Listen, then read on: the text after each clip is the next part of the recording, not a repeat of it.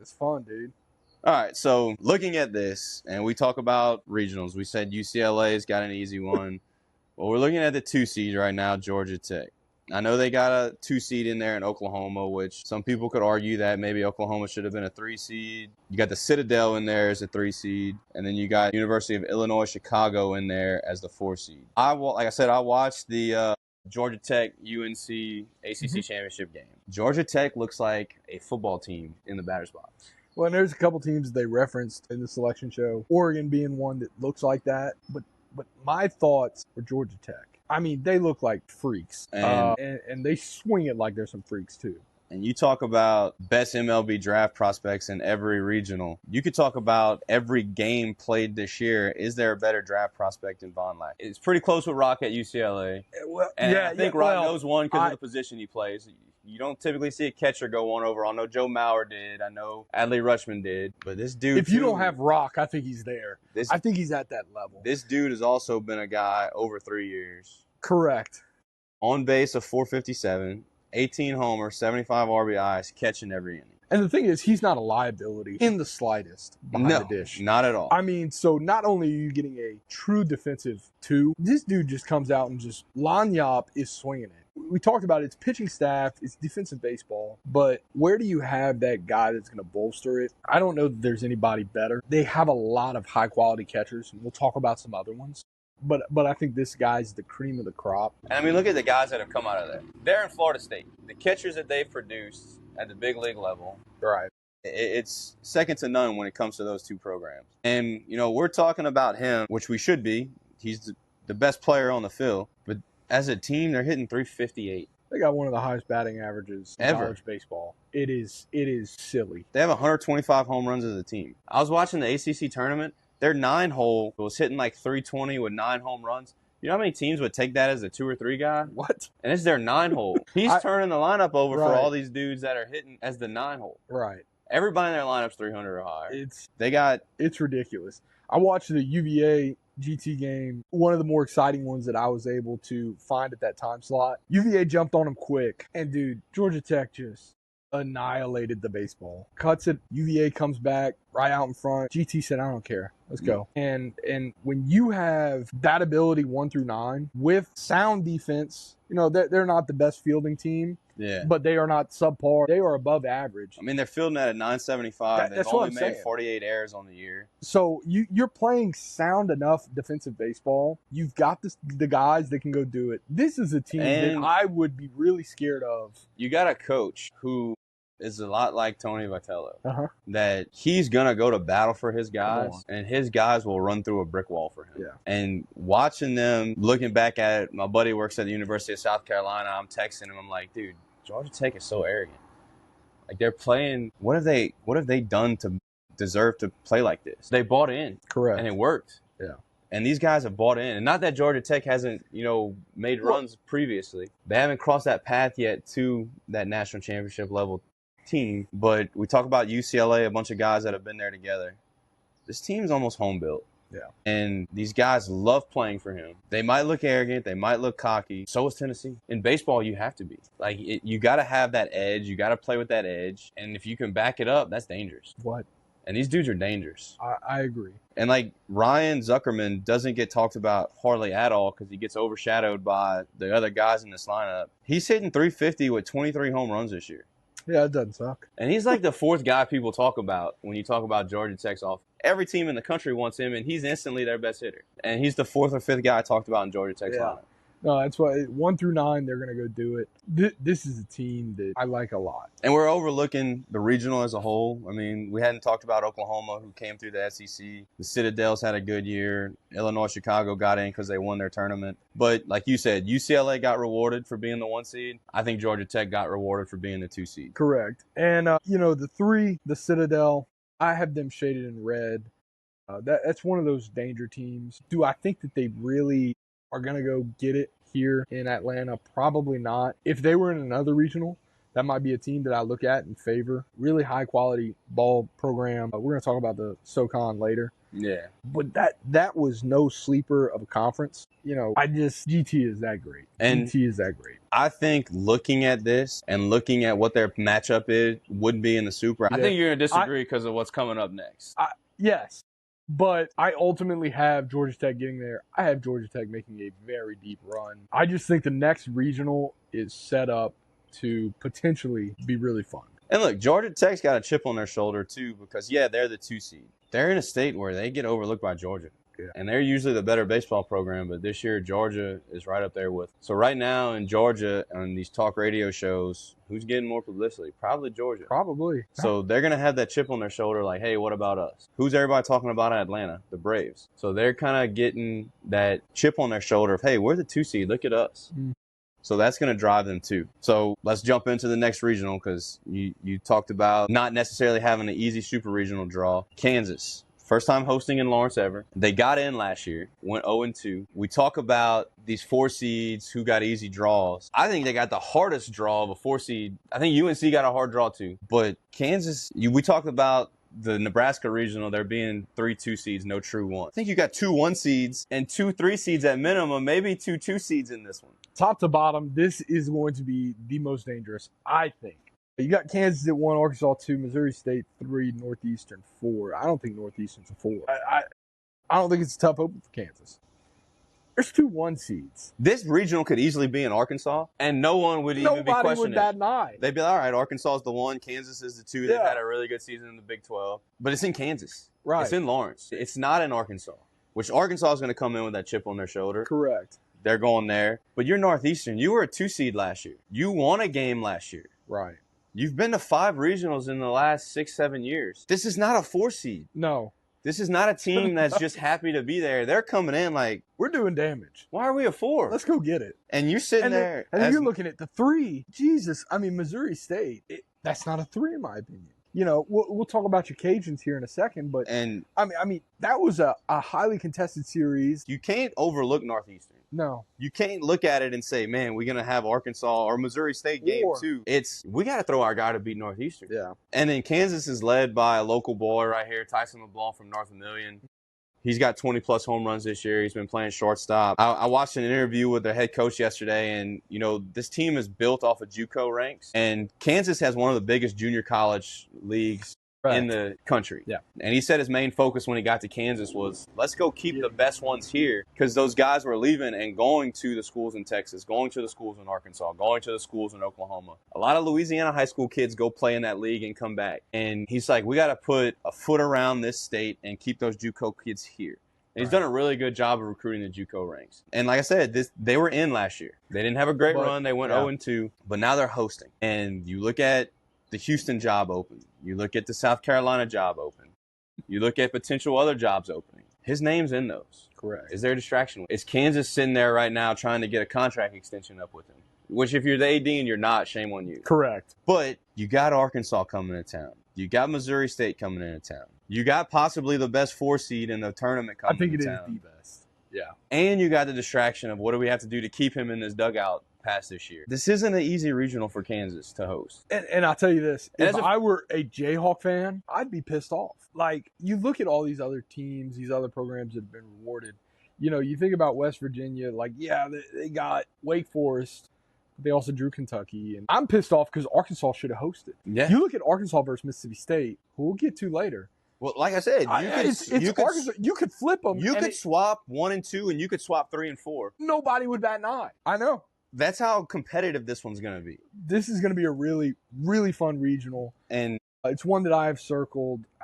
I think anybody could get this one. And that's the first time I've said it. 1 through 4, I think anybody can win this regional. I agree. So I'm looking at who's got depth, who's got experience, who's got, guys that have played for more than just their conference tournament or regional. And when you put all that into perspective, I'm going to just jump straight into it. That's why I have Arkansas. For me, if Kansas could jump on Northeastern early and save some arms, it gives them a shot. Correct. You hope Arkansas and Missouri State play 18 innings. And you just hope. Now, look, we talk about teams being hot at the right time. Kansas is hot right now. No, absolutely. You don't just go to the Big 12 tournament and walk through it. Like, that's a grind, and they did that. Yeah. And they just won the Big 12. That's why they're hosting.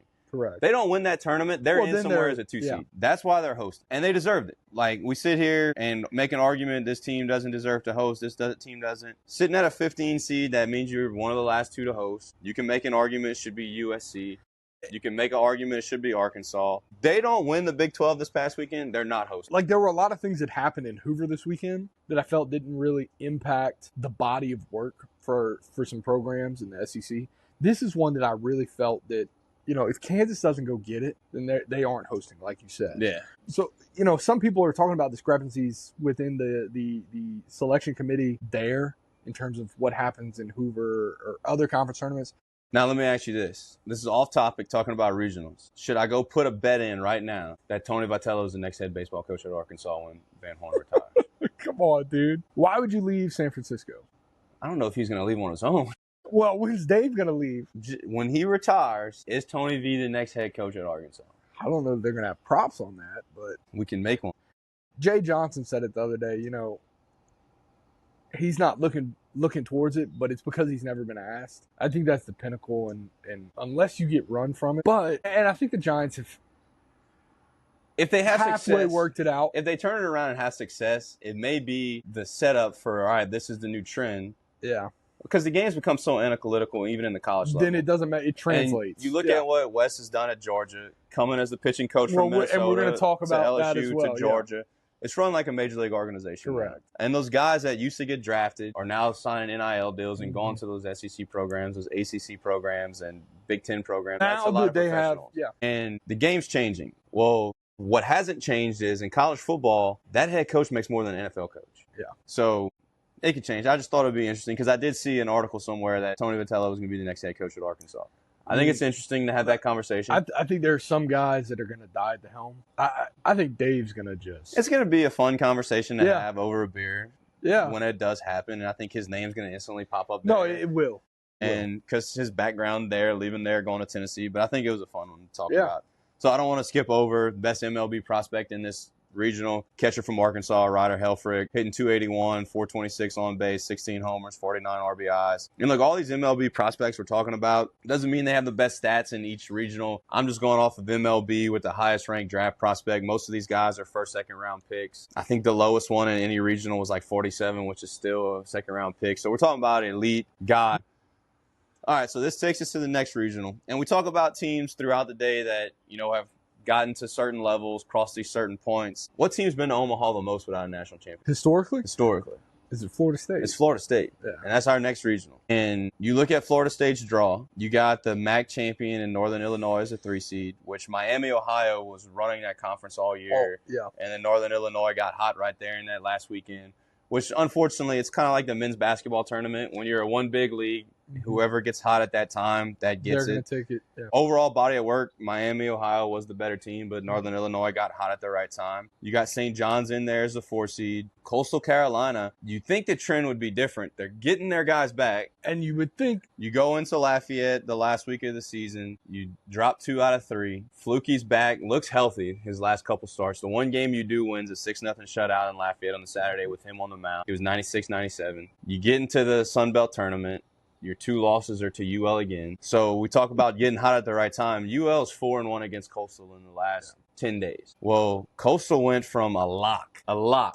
They're going to host. Are they a 2 or 3 seed now? Yeah. And they get the 2 seed at Florida State. Well, the positive is they're getting healthy. The negative is, why are we playing this bad if we're getting healthy? The number 1 draft prospect in this is Cameron Fluky. Well, his numbers aren't great, but he's only had 5 starts since coming back from the injury. He's had 1 bad outing in those starts, and that spikes his ERA because he's got so few innings pitched. He's only thrown 20 innings on the year. He's got 28 Ks to only 7 walks. The ERA is a little high, 4.35, but I'm going to throw that out because, like I said, it's 1 bad outing of those 4 that makes it look like that. You look at his last 2 outings, no earned runs against a Louisiana team, no earned runs against an App State team. Well, we look at the Sun Belt. They get 5 in. They're the highest RPI conference outside of the Power 4. App State can swing it. Mm-hmm. And he shut him down in the conference tournament. He's a real ace, and he looks like he's getting healthy. So when he's on the mound, they got a shot to win no matter who they're playing. I agree. They got some other guys that can throw it too. And it's a game where you look at it and you say, we're better than Northern Illinois. There's one other team that I think I have to beat, and it's whoever I face in the second. Can you beat Northern Illinois? And I'll be honest, I haven't followed a lot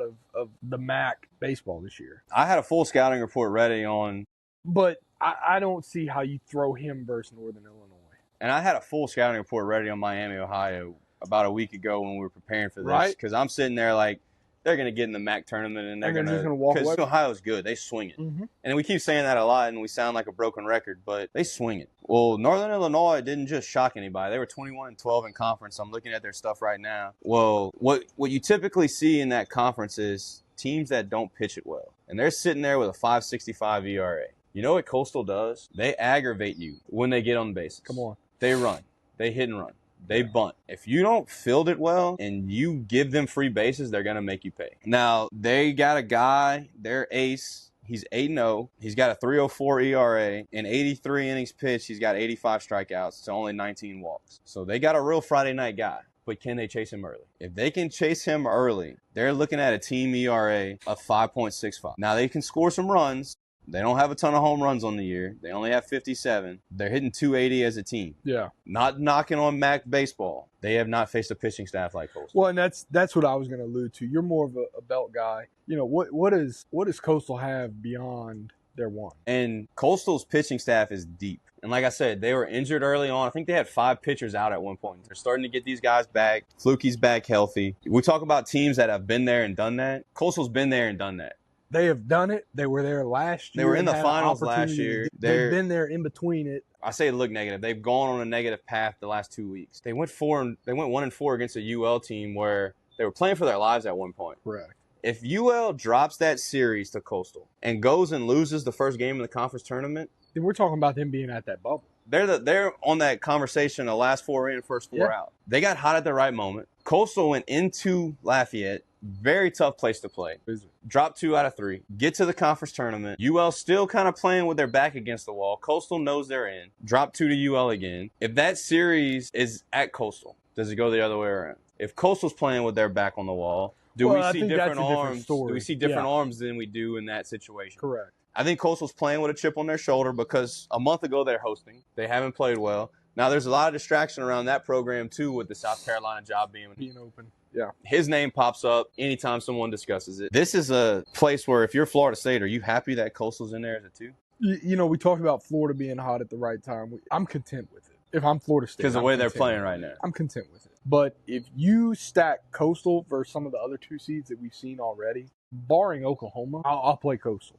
And they've almost played themselves into that conversation. Should they even been a 2? Should they have been a 3? Where should Arizona State have been a 2? They'd be a 3. And then we can flip there. Yeah. Should Missouri State have been a 2? They've been a 3. Correct. And you look at the body of work they put in the first, 12 weeks of the season. Well, that's a different story. Correct. They're that team that could show up Friday with his chip on their shoulder and go 3. Yeah. And they absolutely could. We're going to talk about the next regional of who wins, has it win, and Coastal could be hosting a Super. Correct. We could be talking about Coastal hosting a Super in 2 weeks. Correct. But with that being said, I think when Fluky's on the mound, they could beat anybody in the country. And Coastal could beat anybody in the country on any given night. I think this year's Florida State team, I don't think they win a national championship. I think it's the same end that they always get. But I think this year Florida State, they know what Coastal did when they went into Auburn last year. And those kids are being drilled. This is not a 2 seed. This team went to Omaha last year. They played in the finals. Yeah. I think Florida State's focused. I don't see anybody going undefeated in this regional, but I do see Florida State coming out of it. We haven't said a lick about St. John's. And it's disrespectful. Dude, I don't think any 4 seed goes. We just talked about Northeastern can. But I think St. John's could be that team that let UNC overlook VCU preparing for that Tennessee potential matchup. That could be a problem for UNC. But they have the pitching to come back if they drop one. Correct. So I think St. John's going to be a really fun one to watch. But, give me Coastal. So you're taking Coastal there, which you can't be wrong with that pick. No, they're weekend healthy away from at the right point. They're 1 weekend away from everybody saying that's one of the top 5 teams in the country. Correct. Do they have the best Sun Belt tournament? I talked about it earlier. Did it so much matter what happened in Hoover? I think they know that they're in. They know they're getting healthy at the right point. Yeah. They know their best baseball is going to be ahead of. They know what they are capable of. They know where they should have been and could have been had they stayed the course and stayed healthy throughout. it's a dangerous ball program. It really is. And like we said, history means a lot. Correct. And they have the history. Yeah, but give me Coastal to. I think this is a regional that no one goes undefeated. I think this is absolutely a if game right highly here. contested. It comes down to Coastal and Florida State. I think it's an if game between those two. Yeah, and I like St. John's. Let's say St. John's tops Florida State somehow. Game 1. Florida State's got the bats. I mean, they're going to be able to fight through it. We spent this whole time talking about Coastal, and I got Florida State winning. So, yeah, I think Florida State is the better team in all of this. Yeah. It's just and law averages tell you the better team's going to win. It's who's better for 3 days. Correct. So let's move on to the next regional, and I'm going to tell you why, if you're right and Coastal comes out of this, why they host. We got Alabama as the 1 seed. You got Alabama State as the 4 seed. You got Oklahoma State as the 2 seed and USC Upstate as the 3. I think when you look at this and you look at overall record, Alabama is up there. I know their RPI's high. They're sitting there as a 7. At times they've played like they probably should be a 2 seed, not a 1 seed. The best draft prospect in this is Justin LeBron. Yeah. Based off of his numbers, he's had somewhat of a down year. And the reason why I'm going to say this is because, he's hitting 266, but he's getting on base at 384. He's got the 14 homers. He stole 38 bags, so he's still finding a way to impact the game. He's made 18 errors this year, and that's not something he normally does. Now, going into the season, he's projected top 5 pick. There's a lot of pressure playing with that. You're the guy everybody has circled every weekend. This is the guy that can't beat us, so you're getting special attention. Oklahoma State. And you sit at Oklahoma State and you look at what if they could have got Jackson Holiday? And, what if they could have got his brother there too? How good would Oklahoma State be? Because that's where they're both committed. I know their uncle's the head coach and all this. But what if those guys show up there? And you want to talk about a bandbox where a ball flies out of and you talking about 40 home runs? That regional they had a couple years back where that was silly. They had a game hit both teams. Both teams were up in the high teens. Now, on the other side of this, I know USC Upstate being there in South Carolina, they play a tough non-conference schedule. They get in because they win their tournament. Should be a 4 seed somewhere. Like, if you're Northeastern, this is favorable for Alabama in terms of – I think it's more favorable for Oklahoma State. I think this is a regional you look at where both these teams go into it. We're playing a 4 seed. Correct. We're going to both save our guys. And we're both going to go for game 2. I think that second game is going to be phenomenal. And I think when you look at this regional, the reason I think if Coastal can come out of Tallahassee, the super is going to be in Coastal is because I think Oklahoma State goes in and beats Alabama. I've got it as well. And you said it, Alabama's look like a team that is top 5 at certain points in the year. And I don't know that I see that at this moment. Oklahoma State's going to be able to swing their way out of whatever is thrown at them. And this is one of 2 exceptions that I have. And we've already talked about Georgia Tech having the highest batting average. Like, they'll be able to swing their way out of anything. I referenced the UVA game. They're not even one of the programs that I'm considering just being able to swing their way out of whatever. Oklahoma State can swing their way out of anything that is thrown. They got 6 dudes with double-digit homers. They got a guy with 29, Colin Ritchie. They might not pitch it great. Their ERA's in the 6s. But it ain't like they're showing up this weekend not playing those games all year. Correct. And that's a league that you're, again, going week in, week out. You're going to have an opportunity where they don't have a true ace on the mound. It sounds crazy to say this. When you don't have a true ace, it means you've been throwing a lot of guys all year. Yeah. So you get to tournament baseball. Let's go. You're not relying on – you can now pitch matchups. Because it's not that I got to throw this guy here, I got to throw this guy here.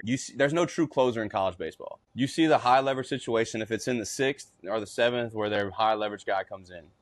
When you look at Oklahoma State's pitching staff they got 1 guy on the team that's made 15 starts. They only got 1 other guy that's made 10. They got 2 guys with double-digit starts. So you're talking about a staff where they're used to this. They've been in that spot. They've played tournament baseball all year. I know it sounds crazy in the game that they don't have a true ace. We've been talking about offense a lot. They can go score 7, 8 runs. They got a shot in every game. No, and this is the program that I think can do it.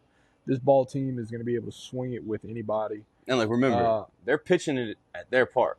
Yeah. Which is a launching pad. Yeah. Now, we talk about LeBron. You talked about the errors. I have also seen him make some plays this year that are just silly. There's a reason he's a top 5 projected pick. And there's that capability that he goes and he just takes the regional over. And he's that guy where you look at Rock at UCLA. Why is he the number 1 overall pick? Because he's a guy that you're going to look at like a Kurtz or a Dylan Cruz. They're going to be fast-tracked. They're going to be in the show within a year. He's a top 5 pick based on projection. Correct. He's a guy that might take 2 years in the minors to develop, but you're getting a big league ability from him. Oh, yeah. I mean, he shows it. It flashes. And in today's it's silly when game he with does the stolen base brought back into Major League Baseball, he's a guy that can affect the game on multiple levels. And like I said, this is a series. I have Oklahoma State. I do have Florida State and the Tallahassee. But if it happens with Coastal, you're talking about Coastal not hosting a regional to hosting and then a super. hosting the super. Yep. And that's what I've got on my bracket. And it could shake up. Alabama might come out and win this game is, in 3. That's what I'm saying. Like we said, we're 2 nobodies just sitting back here smoking meat, talking baseball. No one cares what we have to say. So let's go to the last 4 regionals, which there's some fun ones on the last 4. Some of the 4 most interesting ones. I tell you, there's 3. There's 3. The Texas regional, I think that you look at Texas's overall body of work, they deserve to be where they're at. You win 40 games with an SEC slate, you definitely deserve to be where you're at. They have one of the easier draws with Holy Cross being right there. But then you get into that 2-3 matchup. Tarleton State is a competitive ball club. And then you look at UC Santa Barbara, and you have to think about this. You got, the top card in the deck when it talks about pitching in all of baseball. Yeah, you got the ace of spades. It's not even close. Projected number 1 pitcher taken. Jackson Flores is the guy we're talking about. He's got a 1.05 ERA. He's 11 and he's thrown 94 innings, 124 Ks, 30 walks. Opponents are only hitting 160 against him on the year. You got to win the first one. You've got a 1 and then you have a 1A. If you're talking about that UC Santa Barbara staff. Their staff's one of the deepest in the country, Correct. too. And it's not like they play a cakewalk schedule. They're in California. Their non-conference schedule's tough. Their conference schedule's tough. You want to talk about RPI of conferences in mid-majors? Theirs is probably number 2 behind the Sun Belt. If you throw 1A against Tarleton State and you have Jackson Flora against Texas, that gives you a real shot to be 2-0. It does. Here's why I say no. Because you alluded to it. They got a better draw with Holy Cross. Texas doesn't have to throw their 1. They got that big left-hander that is just going to come in, and I think that's going to be potentially one of the most intriguing Game 2 matchups. You're talking about 2 first-round guys on the ball. Oh, yeah. What's scary, if you're UC Santa Barbara, Jackson Flora can throw a 1-run game, and you could lose that game 1-0. Yeah. Like, that's what's scary about Texas in that second round, because they got to do 2. Like, they're playing in a really high-level conference. In the SEC, you see that. They're not going to back down from it. They're not scared of it. Everybody has said how he's the next Paul Skeens. Flores. They've already seen Paul Skeens. They've seen multiple guys that are not anywhere near that level, but are right there. You look at Texas, and we talk about some of the stats of the earlier pitchers we're talking about being the Friday night guy in the SEC. Texas has seen those Friday night guys for 10 weeks. Correct. So you're going into this like, he's an SEC Friday night guy. We're good. Yep. So it's not like these teams that's the one time a year they're going to see that caliber arm. They've seen it a bunch. Mm-hmm. Now, his numbers are a lot better than the other ones. He's a guy. It's different. But they're not scared of those Major League arms. They've seen those Major League arms. Correct. Now, I'm a huge UC Santa Barbara fan. I'm a huge Jackson Flora fan. I think he's the best pitcher in the tournament. Oh, I do as well. And I think if he does throw against Texas, he gives them a legit shot to be 2-0. I still think, even if this series goes to an if game, Texas is deeper. Yeah. And Schlossnagle wins in June, and Schlossnagle goes to Omaha. The only thing that he hasn't got yet is that ring. Correct. But he goes to Omaha. He's been in the national championship game multiple times. He's that guy that you're just waiting to put that ring on his finger. Yeah. And I'm really high on UT this year. I think if UC Santa Barbara was in a different regional, I think I'm talking about them a lot and differently. As a 2 seed, you can sit there and say, we should be here, we should be there. They got a really tough draw as a 2 seed. Correct. If they're a 2 seed in the Kansas regional, we're talking about them winning the regional possibly. Correct. And not a knock on Kansas. We've already talked about how tough their regional is. Arkansas. Oh, yeah. Is great. Well, just go. UC Santa Barbara's good. Go back up the last 2 we've talked about. If they're in Alabama's regional, I think they take it. If they're in Florida State, if they go to Tallahassee, I think they have a legitimate shot to take the last 2. So that just goes to show how competitive this 1-2 is going to be. And I think they did a great job of sending UC Santa Barbara outside of California. They could have easily stuck them as the 2 seed at UCLA. Correct. And this is an interesting matchup you don't get to see a lot. Texas versus UC Santa Barbara, and it kind of makes it more interesting. That's why I appreciate the snake they did this year. There are a lot of matchups you would not see historically. Correct. I'm taking Texas. Yeah, I'm taking Texas as well. So talking about the committee separating things, let's go to the next one. Come on. As much as they got right, did they get this wrong? We're looking at the Oregon regional. If you want to talk about it getting it wrong, so Oregon's the 1, Oregon State's 2, Washington State's 3, Yale's a 4. What do you mean by did they get it wrong? Well, we're talking about, not seeing UC Santa Barbara at UCLA or not seeing Ole Miss in Hattiesburg. Hey, Oregon State, not only are you not going to host, you're going to Eugene.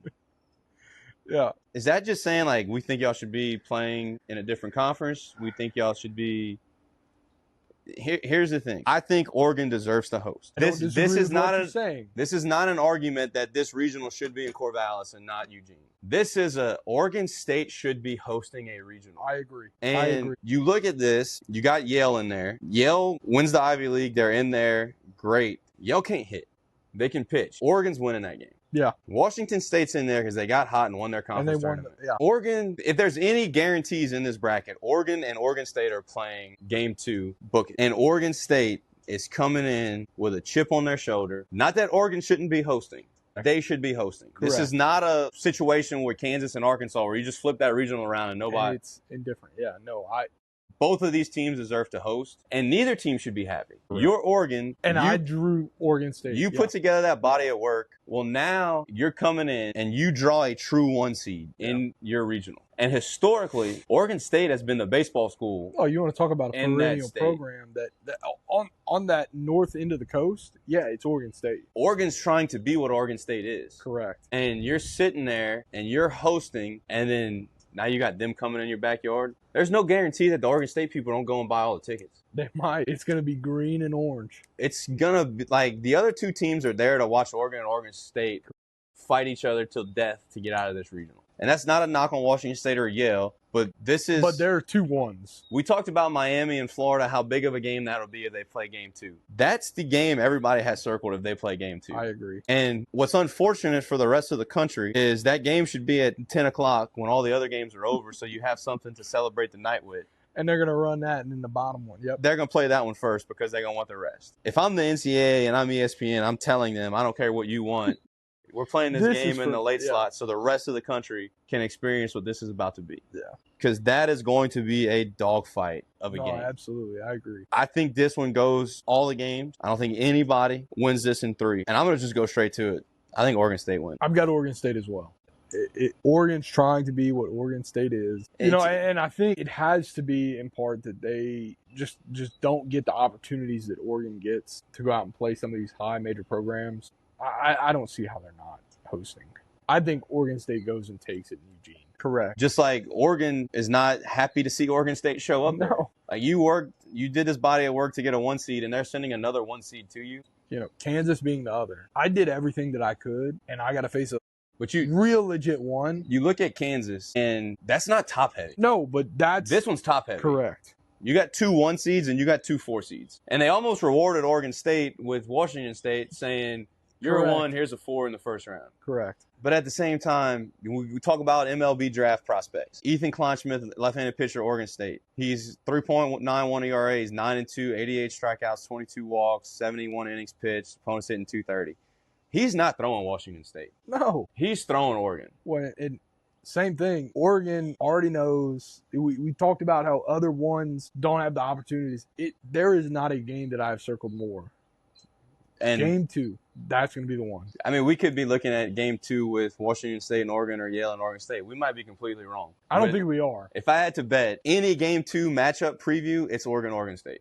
Yeah. And I think, like I said, this game goes down to the if game, and I think Oregon State takes it. I think Oregon State does it a little bit quicker. You think Oregon State does it quicker? You don't think it even gets to the if game? I think it gets done quicker. So Oregon State's 3-0 in Eugene this weekend. All right, put that on DraftKings right there. Y'all heard it first from Cade. All right, so this goes into the next regional, and it's the regional where UL gets in. Overall body of work, they deserve to be in. We're talking about Mississippi State regional. Mississippi State's the 1 seed, coming in with a record of 40-17. Lipscomb is the 4 seed. They're probably a little better than that record, but if you're talking about a team from Nashville that we'd be discussing today, we wouldn't think of Lipscomb, we'd think of Vanderbilt. Cincinnati as the 2 seed coming out of the Big 12, and then you got Louisiana as the 3 seed. A month ago, Louisiana's probably the last 4 in, or you could say last 4 out even. Correct. They go into the Coastal week, maybe last 4 in. If they have a bad week, they're probably back to first 4 out. They have a really good end of the season series with Coastal. And then they go and win 5 games in 7 days in the Sun Belt tournament. And they go Wednesday, Thursday, Friday, Saturday, Sunday. In 6 days, play 7 games. They lose 1 game to Texas State that they should have won. They dropped it in the ninth, and then they lose a game to Southern Miss where Southern Miss just jumps all over them early, but they claw back and make it respectable at the end. Well, they were completely out of pitching at that point. They're a gritty group. They don't have anybody in the lineup that sticks out. You circle, you say, he can't beat us. Correct. They don't have a pitcher you look at and be like, well, we don't want to face him. You look at them as a team and you say, I don't want to face them as a team. They're aggravating on the bases. They're going to try to run 1 through 9. You never know when they're going to hit and run. They play old school baseball where if they have an opportunity to drop a squeeze down, they're going to drop a squeeze down. They'll double squeeze on you. They're going to make you make plays. They're going to put pressure on you. The pitching staff, they might not have this elite Friday night starter, but every single guy they have throws strikes. They don't walk people. One thing they do is hit a lot of guys because they're not scared to pitch inside. But in a time where people are so scared to give up free bases, they don't walk a ton of people, so they know they can pitch around those guys they give up bags to. Everything that you see hitting-wise is get it full extension, drive the ball. UL plays into that by trying to throw inside and, getting in on your fist. They play a lot of freshmen. Yeah. This reminds me a lot of the Louisiana team in 2013. The year before 2014 when they hosted Ole Miss in the Supers. They were, I think, the 3 seed going into the tournament. They were 50-6 in the regular season. Well, the year before, there was a bunch of young guys nobody knew about, and they got hot at the right time. They make the tournament. They go into the regional. They play well. This is a team where you're looking at Louisiana as a 3 seed, and you're sitting there as Mississippi State, and you could have that conversation where they're on that 2-3 border, and you're looking at Cincinnati, and you're like, they're on that 2-3 border. So at Mississippi State, you're almost saying as a 14 seed, we got a somewhat easy draw in Lipscomb. And you could almost make that argument. We got 2-3 seeds in our tournament. I was shocked that Cincinnati was a 2. And you look at the Cincinnati-Louisiana matchup, and you could take the numbers away and look at the resumes, and it'd be hard to say which one's a 2, which one's a 3. Mm-hmm. So right there, it's hard to say. Well, all that means is Louisiana swinging it first. It's the same 2 teams playing each other. Correct. Well, you look at the Sun Belt tournament, they were the visiting team in the last 6 games, and it didn't seem to bother them. No. So you're talking about a team that puts pressure on you early. And they're a team that if they get guys on early in the game, they're going to create havoc on the bases. If they can go put up a 2 or 3 spot in the first inning against Cincinnati, it's going to shorten the game for them. And they're a team, too, that they just played 7 games in 6 days. Andrew Herman threw 3 times in that 6-day period. He started Wednesday, he threw Friday, and he started Sunday. Having that week times rest is going to be good for them. But you got a team that no one expects to be there, and it's just free baseball for a bunch of young kids. Yeah. That makes them dangerous. Mm-hmm. And I'm not saying they're going to go and win this thing. I'm just saying it makes them dangerous. Here's my thing. So you've got a team like UL. Louisiana's going to do all these things offensively. They're going to see that with Cincinnati as well. How do you think that's going to affect your guys if Cincinnati's going to do the same stuff? They're not afraid to bunt. They're going to force you to make plays. What does that do for a team like Louisiana as compared to Mississippi State, who you're not seeing that so much in the SEC? It helps you because all fall you're practicing against that. Yeah. Because that's how you play. So in the fall when you're doing your fall World Series and your inter squad, you're seeing that every day. Cincinnati may be good at it, but Big 12 doesn't play that style of baseball. Correct. From top to bottom. Correct. You have your teams that do. But we talk about it when you get into what helps you win games in June is pitching and defense. UL throws strikes, and what UL doesn't do is make errors. They play defense. They don't give up a lot of free base runners. Now, one thing UL in the conference tournament, they were so aggressive on the bases, almost too aggressive. I think it was a stretch in the semifinal game against Texas State where they end up hitting a 3-run homer in the 9th, and that ended up being the 3 insurance runs where they win the game. In the 7th, 8th, and 9th, 3 innings in a row, they had a guy thrown out on the bases. You can't give up outs like that in June and continue to win. And I know that's not going to change anything UL does because of how aggressive they play. But the Cincinnati team's coming in, and you always have that one guy you circle, this guy can't beat us. Well, Cincinnati has a guy who's coming into the series, 28 homers, 78 RBIs, 346. He's a guy where you're saying the 2 guys in front of him, we got to get them out. Yep. Because if he hits one, it's got to be a solo. We can't let him put a crooked number up. And there's going to be times you got to pitch to him. But when you have the opportunity to not pitch to him, don't pitch to him. And, there's only one other guy in their lineup with double-digit home runs. But they play the game the right way. Like you said, they like to put things in motion. They're coming in with 25 sack bunts on the year, 25 sack flies. So they manufacture. They're coming in with 115 stolen bases and 133 attempts. So they've only been thrown out 28 times. They're going to put pressure on you just like you're going to put pressure on them. The good thing for UL is you see it all year because that's how teams in the belt play. Cincinnati's going to get a little taste of their own medicine. Yeah. And 1 through 9, you don't have a ton of power, but you're playing in Stark Vegas, Come on. where the ball flies into right Come on. field. So you got some left-handed hitters in your lineup at UL where you're looking at 5, 6 home runs, or those guys are playing in Stark they're Vegas playing there all year. year-long, They yeah. got 10 or 11. Yeah.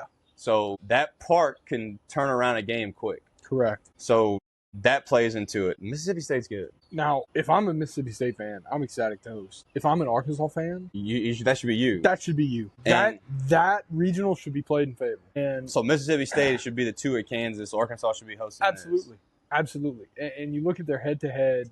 I mean, what Arkansas did against that ball program, it should be Arkansas that's hosting this regional. I've got Cincinnati winning the regional. I think whoever takes that 2-3 game wins the regional. I think so. And this is another one where, is there a true 1 seed in this? I don't think so. Now- no, and that's no dish shot at Mississippi State. Yeah. That's a program that within the last 5 years has won a national championship.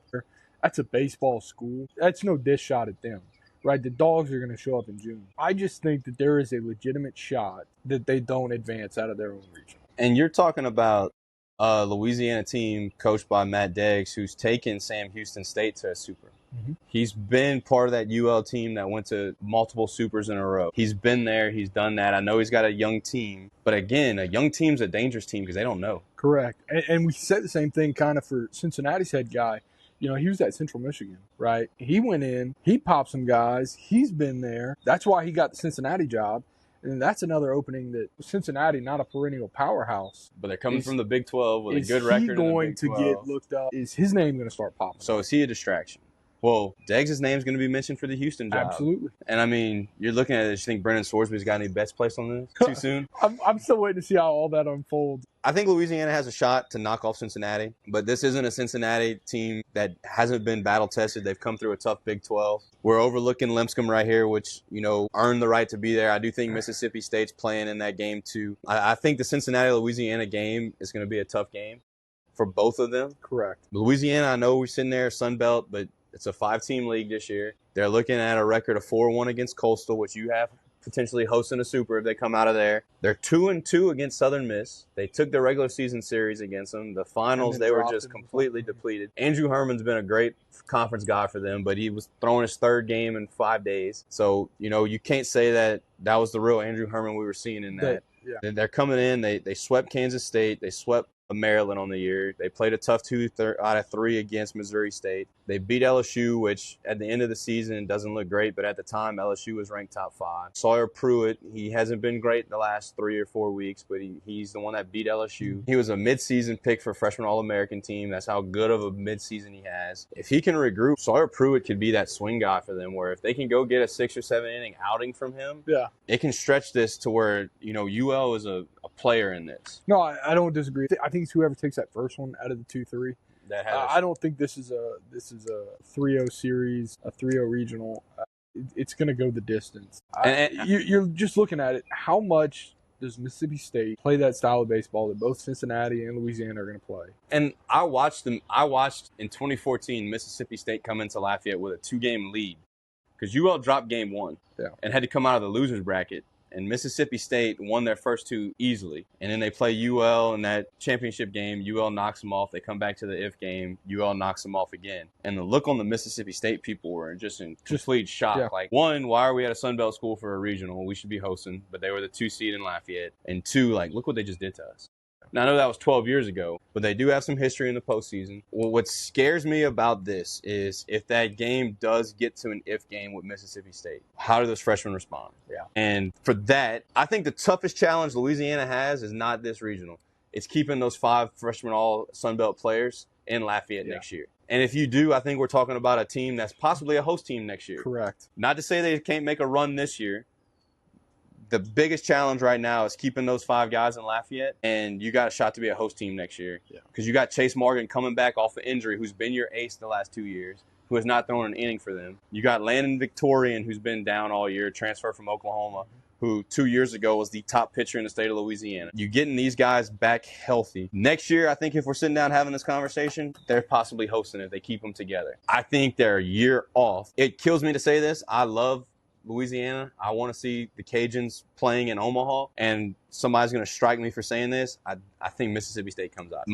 Heart tells me to take the Cajuns, but looking at this on paper, I think they're a year away from sitting there saying they're going in and winning this. Mississippi State, with it being in Starkville, very hostile place to play. Oh, absolutely. You know, and we spent all this time talking about the Cincinnati-Louisiana matchup. I think Mississippi State takes this. And I think this could be a 3-0 series for Mississippi State. You think so? I think the firepower that they have, they swing it. The best MLB draft prospect in this is their third baseman, Ace Reese. 327, 421 on base, 20 homers, 69 RBIs. And I'm not knocking off one conference from the other. He did this playing in the SEC. Sure. And that means a lot. Yeah. And I don't think either one of these teams have those SEC caliber arms that Mississippi has faced all year. And I don't disagree with that. It's just how much havoc can they create on the bases and make Mississippi State play uncomfortable. If you can force Mississippi State to make plays in that turmoil, and Mississippi State can do it, you know. Make them make mistakes. I think it's a different style of baseball. And again, I see whoever winning that 2-3 seed having a good look at potentially winning it. I have Cincinnati taking it. I think it's going to be a fun series. I do as well. I really think it's going to be one of the funner series out there. Just because Stark Vegas is a fun place, too. Come on. All right, so this takes us to our last regional. I think when you talk about teams that are hot, the hottest team in baseball right now is the host of this regional. We got the Georgia Regional in Athens. You got Wes Johnson running this like a major league organization. We talk about Georgia Tech and all the home runs. Georgia swings at 2. They're the 3 seed, so you can say they kind of earned the region that they get because it's not a tough draw. I think when it comes down to it, Long Island University is only in there because they won their conference tournament. It's a fun story. The Sharks are in. I think Georgia handles them. You're talking about a team that scores almost 10 runs a game. Correct. I don't think they're playing Boston College game 2. I think they're playing Liberty. I do. And we talk about teams, and Conference USA didn't get a lot of love. I think Jacksonville State was a 2. I think Liberty's a 2. When we talk about that, but then again, you're playing the same game. You're just swapping dugouts. Liberty's got the best MLB prospect in this draft, believe it or not. Ben Blair, their right-handed pitcher, is a real ace. He's got a 3.61 ERA, 7-5 record. It's a little elevated. He's got 106 Ks in 87 innings to only 17 walks. He's competitive in the zone. He's a real major league prospect. And to me, if you're Liberty, you got to throw him against Boston College. You got to win first. It's do you have the staff to compete with Georgia through a whole weekend if it gets to that length? Because I think Liberty's the second best team in this regional. I agree. I agree with that. I just look at what Georgia did in Hoover. You don't win the SEC by not being good. You don't. And you just look at what they did offensively. You look at what they've done offensively all year long. It's just a nightmare draw for all 3 of those programs that have to go to Athens. Long Island's been there 2 out of the last 3 years. It's far and away. It's Georgia and Liberty. I see it. Ben Blair being the best draft prospect going into this. He's the highest rated draft prospect on MLB. Daniel Jackson, if you're a major league team and you're sitting there in the first round, you're looking at a catcher hitting 391 with 27 jacks, 79 RBIs, and he's 25 out of 27 in stolen bases. When's the last time you seen a catcher go 25-25? You don't see outfielders go 25-25. I'm telling you. He's a guy where you're looking at his athleticism as a major league team. And it's not like, hey, we got to find a spot, let's catch him. He's a real catching prospect.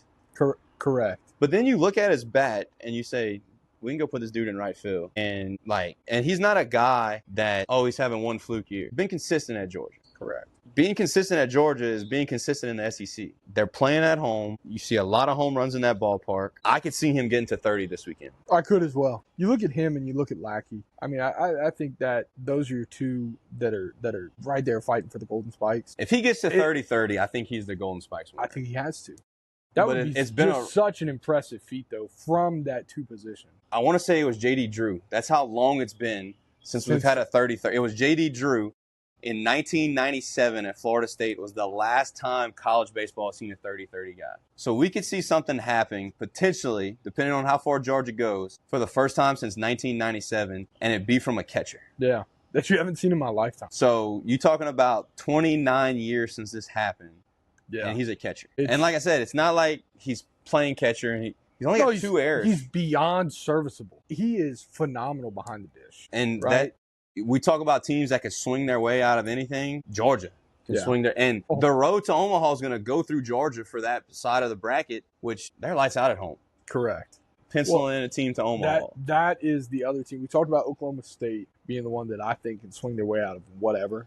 I think Georgia's that second team. I see nothing in their path that is going to stop them. I look at what they did in Hoover. It is the last month, that body of work, Georgia's scary. And it doesn't stop at Jackson. They got 1, 2, 3, 4, 5 guys with double-digit home runs after him. And 4 of those guys have 17 or more. So they swing it, like you said, 1 through 9. It's a competitive team. When we're looking at this, I do think Liberty's the second best team, but I think that this is a Georgia team that's playing 3 games this weekend and waiting for the winner of Starkville. No, absolutely. And I couldn't agree more. I think Daniel Jackson gets to 30 home runs this week. I don't think he gets to 30 stolen bases because I think they're going to be playing games he doesn't have to run in. Correct. So for him to get to that 30, I think they're going to have to make it to Omaha.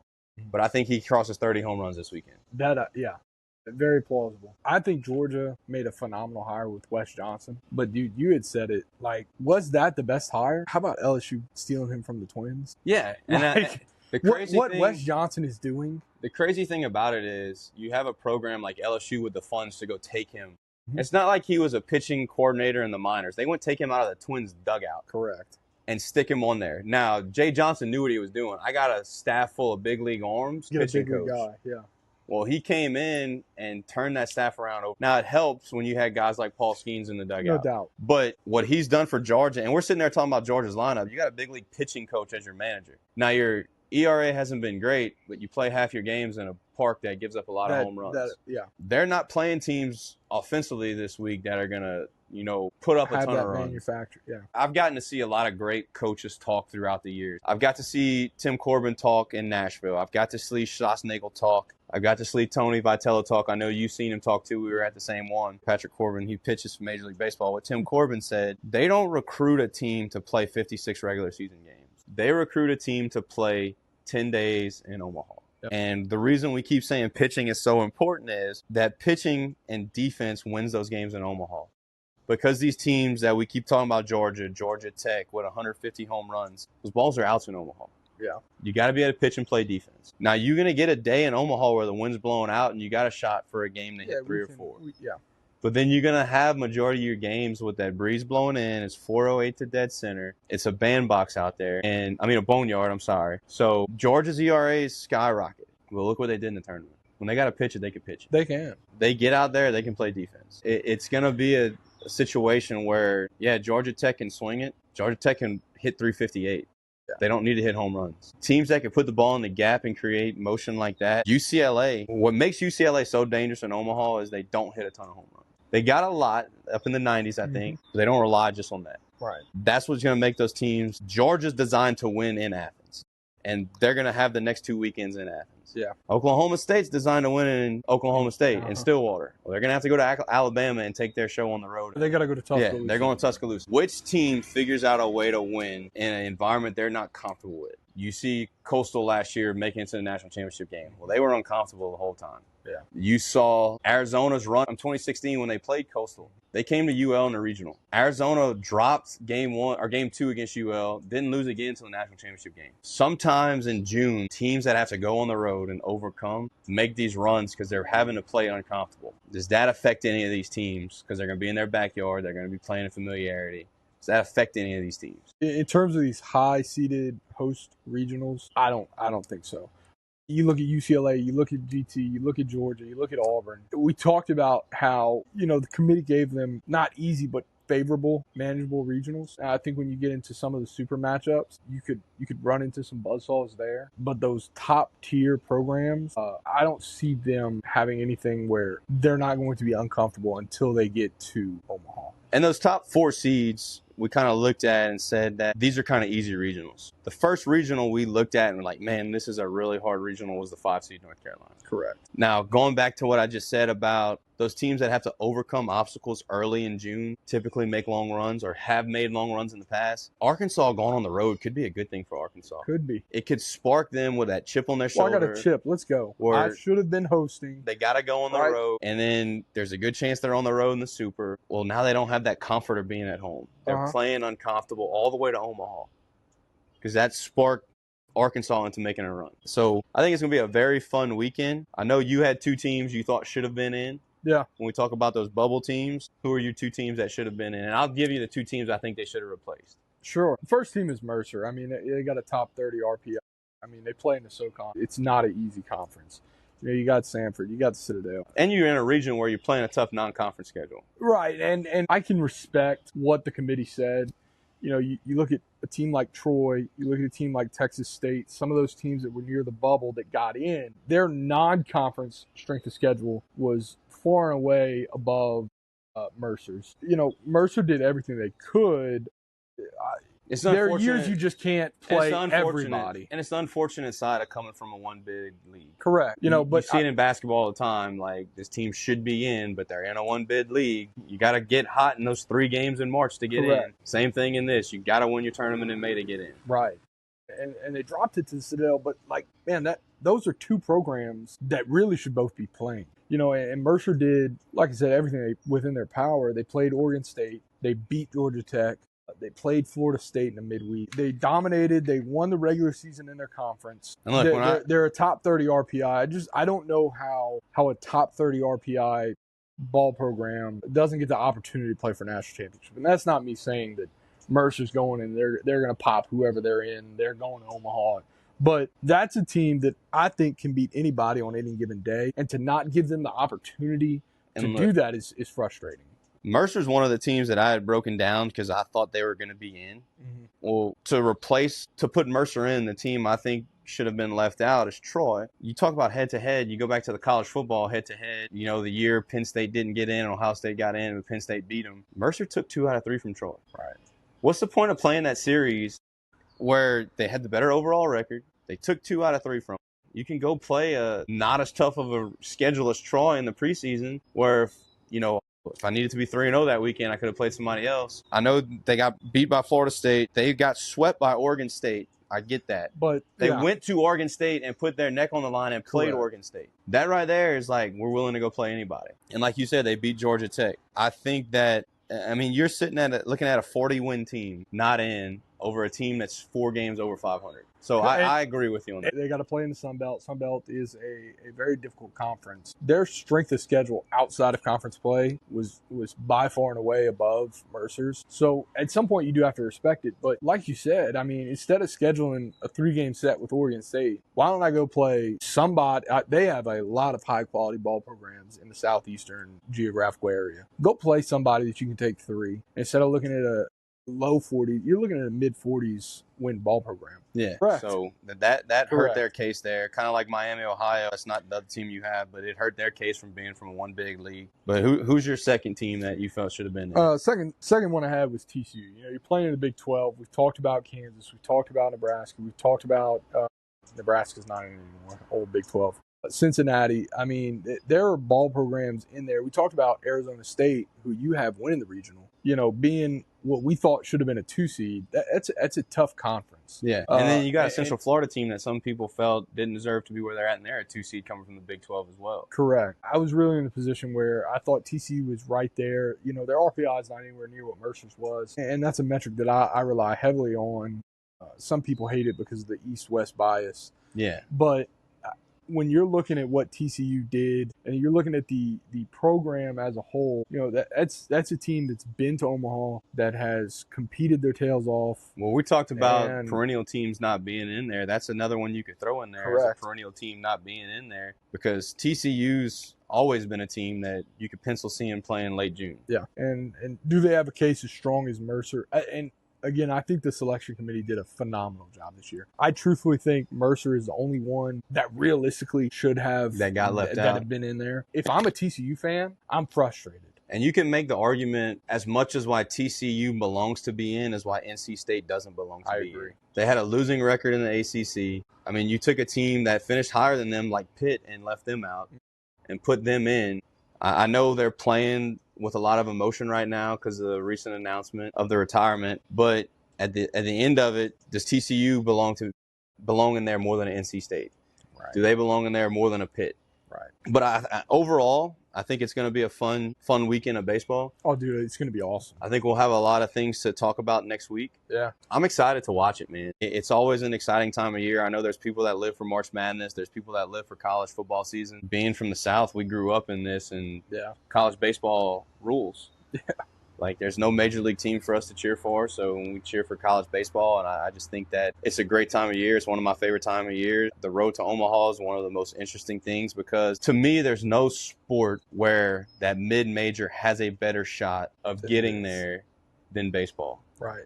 You're not going to see a Coastal come out and win the March Madness tournament.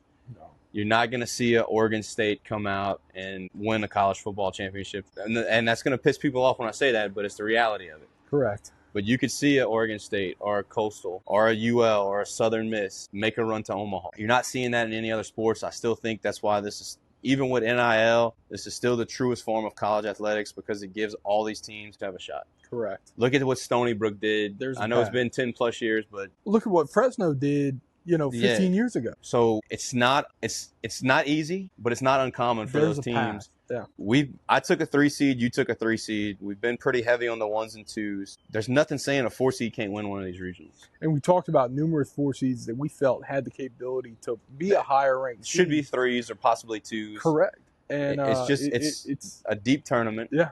There's a lot of teams that could win. I think there's a lot of teams not only can win the regionals, I think there's a lot of teams that could be hosting that trophy 3 weeks from now in Omaha. Yeah. It's a very competitive thing. As much as NIL has had an impact on football and basketball, it's had an impact on baseball. I don't think it's made as much of an impact to those small programs. No, I agree with what you're saying. And you look at programs like UCLA. I'm sure their collective runs deep, right? But they're able to retain everybody.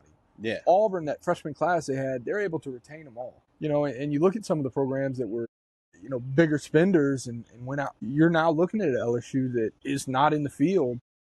You miss on some of these NIL guys. And you can go look at it with the Major League Baseball aspect of it. The Mets are the biggest spender in Major League Baseball, but they're the Mets. Correct. And I'm saying that because I'm a Braves fan. There's a few things you can expect in life, and one of it's the Mets to be the Mets. Yeah. In baseball, just because you're willing to spend more doesn't make you a better team. No. Now, it translates sometimes. I mean, the Dodgers were otherworldly, but I agree with what you're saying. But the Dodgers spend in ways where they're not affecting their clubhouse. And I'm not around the Mets every day, and I'm not saying that's what's going on in New York, but the Dodgers bring in veterans that have already won places. They brought in Freddie Freeman, already had a ring. Mookie Betts, already had a ring. Kyle Tucker, already had a ring. They're not chasing guys that are trying to come in to win their first one. Yeah. They're going after guys that have been there. That's the process they're going through. Well, in college baseball, it's a crapshoot because very few guys, there's not long enough careers for guys to be there. So you don't know how they're going to react coming from that small school to that big school. Yeah. I think that it hasn't shown in college baseball yet where the parity is going to get spread out or broken up, because in baseball, your top NIL spenders are still less than $3 million. Yeah. Well, you could afford closer to that as a mid-major than you can in football. Where they're spending $30 million. Correct. So to keep some of those kids, we're not talking about millions of dollars. We're talking about a couple thousand. Yeah. So Auburn keeping those guys. Well, we talked about that with UL. UL's got 5 freshmen that play regularly. They can keep those guys. It builds into the future. You look at a lot of these programs, like LSU, their first one with Jay Johnson. Yeah, you get Paul Skeens come in. Majority of the rest of that team's homegrown. Yeah. Last year, you got a couple guys come in, but a lot of that team's homegrown. To me, baseball is a sport that you got to play together. And the more you've played together, the better you have to extend your season when it gets into June. Georgia Tech's a homegrown team.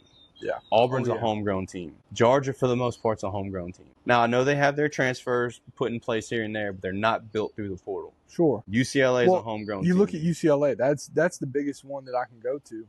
I heard this earlier.